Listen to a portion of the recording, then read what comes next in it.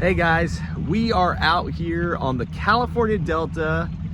I know you're used to seeing my brother, but today you're stuck with me.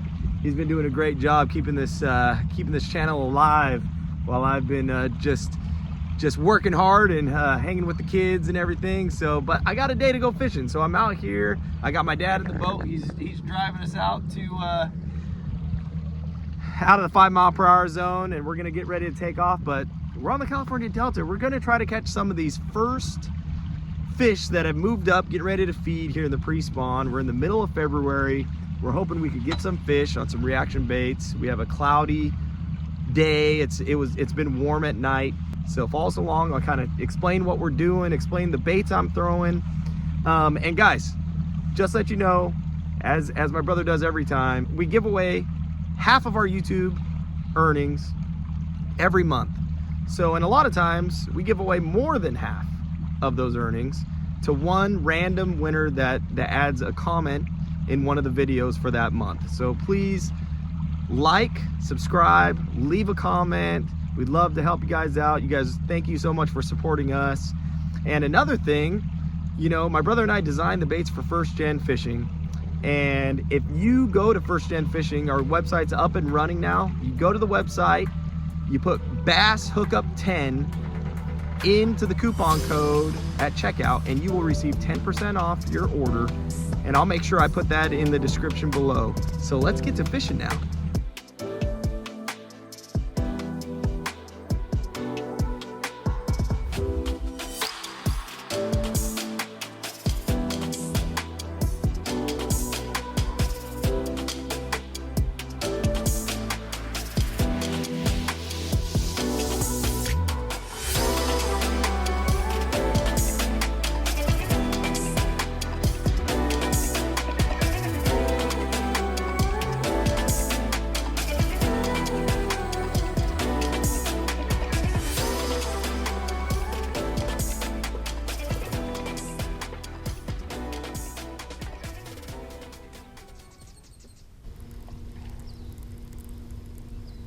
Taking a little bit to sink down, isn't it?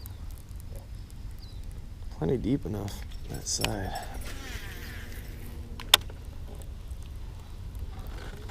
Got one? Is that a fish? Oh, there I got one. Fish of the day, guys.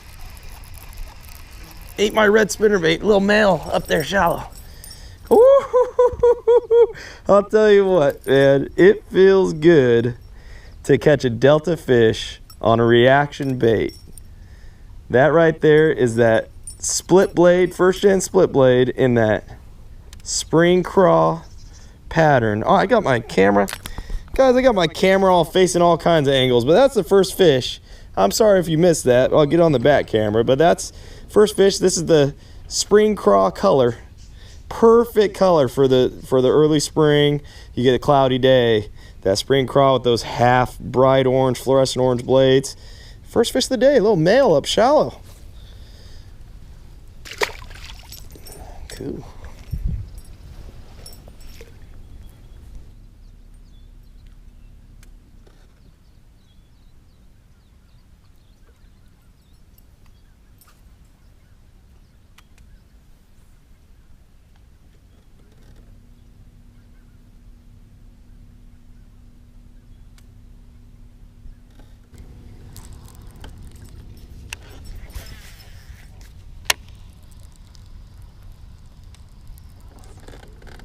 Oh, gosh, that one hammered. Nice one right here, guys. There we go. There we go. Nice fish. Hammered it. Here we go. There we go. Oh, yes. Oh, it feels good to be back on the Delta. Eating that red spinnerbait. Yes, sir. Woo, that's a healthy one right there, guys. How about that? Look at that thing. Just hammered that split blade. Telling you guys, if you guys don't throw the red, you guys are stuck on, you know, chartreuse and white. I know a lot of guys throw the white spinnerbaits. That red one sometimes is the deal. That's a beautiful fish. Beautiful fish. That's got to be 3.5 or so, maybe 4 pushing. Let's let her go. Awesome.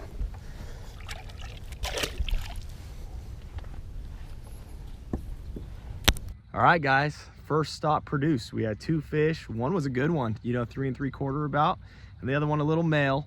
So we know now that the fish have moved up, they're feeding.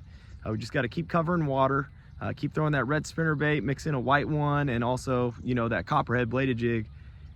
We're gonna keep moving with that tide. It's so crucial, guys. If you don't know the tides, you know, we have a 4-foot high tide here in about 30 minutes.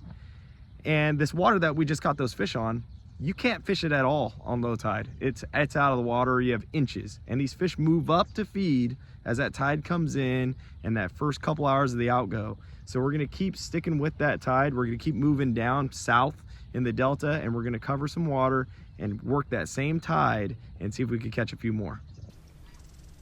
All right, guys, so after that first spot, we worked 5 to 6 other spots that looked great. Sparse toolies, high tide, and no bites. So it's extremely important to note that where you do catch a few fish, there are going to be more and more fish moving up on that bank. And an example is, just a couple days after I filmed this, my brother fished a tournament. He had 24 pounds, and a lot of those fish came on the bank where we made that first pass and caught those 2 fish.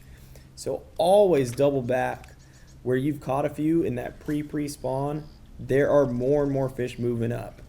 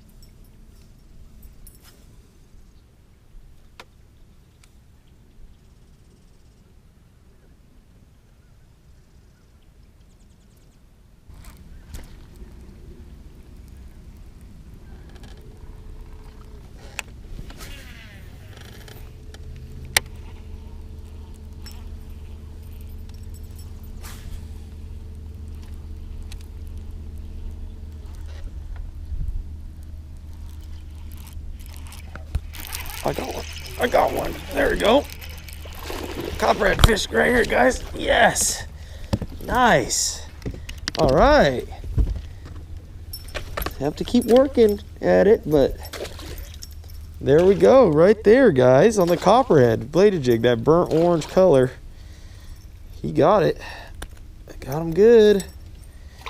Look at that, how short and fat he is. Oh my goodness, that must be a female. I'm talking about probably 14 inches long, 2.5 pounds. There we go, guys. That's number 3. Let's get 2 more and we'll fill a limit.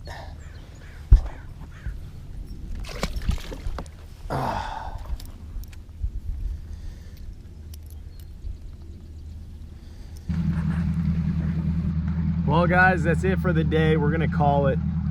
You know, 3 fish, it's not bad, honestly. I think there's a little morning bite going. It seemed like the end of the incoming tide was best, so keep note of that. We really had a hard time with Mother Nature today, just simply because there is 0 breeze whatsoever. So it is stagnant. The tide really, the outgoing tide really wasn't moving much at all. Like if we set our boat down and just weren't on the trolling motor, our boat would just stay still. Toolies weren't moving, 0 ripple, and that makes things tough. You know, if I could have done it again, we'd probably go punching a little bit. Fish are probably underneath some cover on a day like today. Just makes it hard to fish those sparse toolies. But if you can, that's why you got to be selective sometimes. Pick the days where you got like a 10-mile-per-hour breeze, 10 to 15. Get a little ripple on the water, some cloud cover, and you could have a heck of a day out here. So thanks for joining us along today, and hope you enjoyed it, and we'll see you again next time.